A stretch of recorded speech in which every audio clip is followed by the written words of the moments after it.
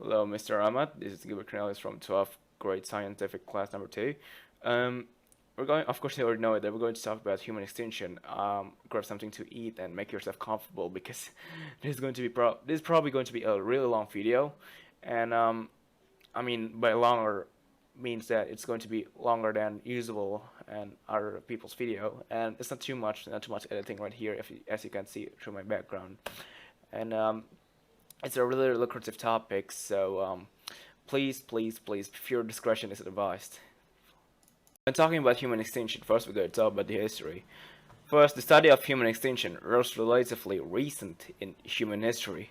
Ancient Western philosophers such as Plato, Aristotle, and Lucretius wrote the end of humanity as the cycle of renewal. So basically, it's like the end of one chapter and the beginning of another one. And later philosophers such as Al-Ghazali, William Cockham, and Girolamo Cardano expanded the study of logic and probability and began discussing abstract possible roles, including a role without humans.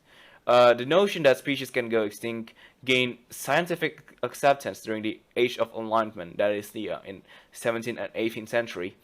And by 1800, Georges Cuvier had identified 23 extinct prehistoric species. In 1950, Leo Szilard suggested that it was technologically feasible to build a cobalt bomb. So you might be wondering, what the hell is cobalt bomb? So, cobalt bomb is basically a bomb that is more abominable than hydrogen bomb. So if you don't know what hydrogen bomb is, it's actually a larger atomic bomb. So for example, it's the B-61 nuclear bomb. It's basically a hydrogen bomb, and its power is approximately around 100,000 times the bomb dropped on Hiroshima and Nagasaki combined. And about this cobalt bomb, it's much more abominable because the radioactive fallout is much more contagious. And apparently, he said that the cobalt bomb could render the planet unlivable. Now we're going to talk about causes. One of them is actually ecological. So there's a common belief within ecological believers that a climate change could result in human extinction, and I am actually one of them. I kind of believe that, but still, it could be rendered as low probability. And the next one is actually pandemic. Of course, if you already know it, it's happening right in 2020, and many people believe that this year is actually like the prologue to doomsday, and I'm not making that up. A lot of people actually believe that. Watch Twitter, man.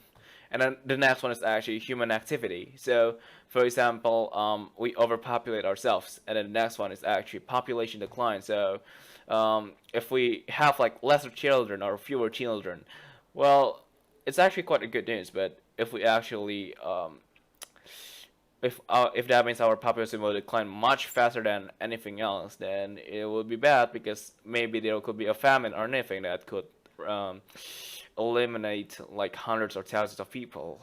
And if there's not much human left in the planet, then well, our society will going to shrink, isn't it? And then the next one is a super volcanic eruption, which actually already happened like a million years ago in Yellowstone and in well, it's actually like Toba. It's actually an active.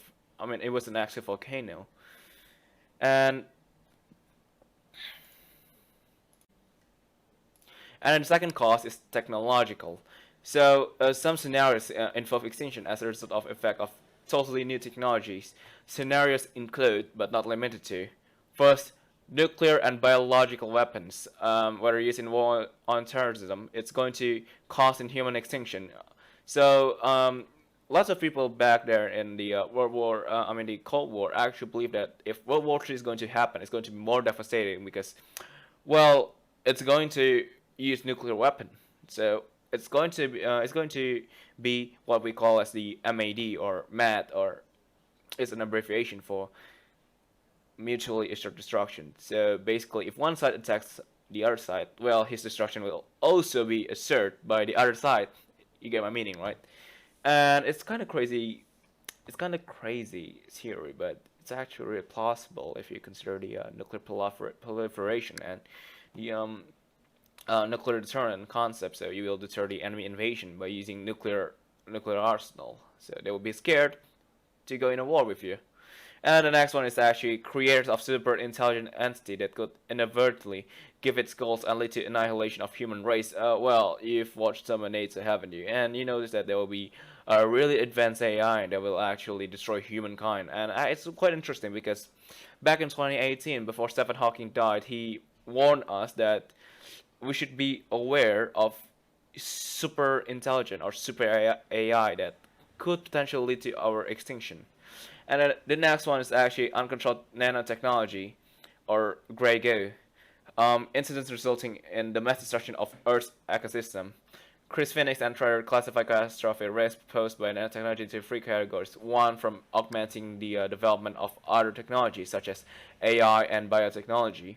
And the next one is enabling mass production of potentially dangerous products that can cause risk in our dynamic system, such as arms races, depending on how they are used, of course. And number three is from uncontrolled self-perpetuating process with destructive effects.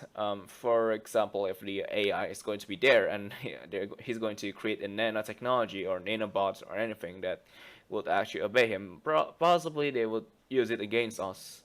And then the next one is micro black hole on Earth during the course of a scientific experiment or other unlikely scientific in high energy physics research such as vacuum phase transition or strange load incidents.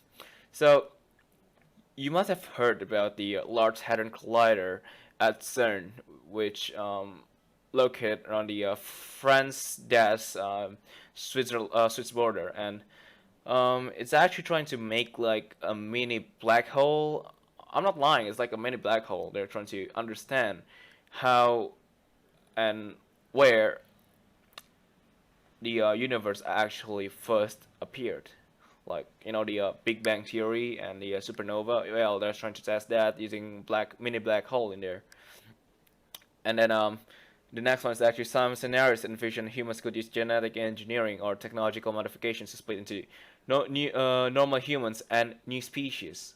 So what would happen if there's there's a crazy new race called new species because they, I don't know, they're like cyborgs. They implanted themselves with lots of technologies in their body. Well, probably the answer would be obvious, isn't it? The stronger race will actually enslave us, the normal one. Of course, if you're not one of them.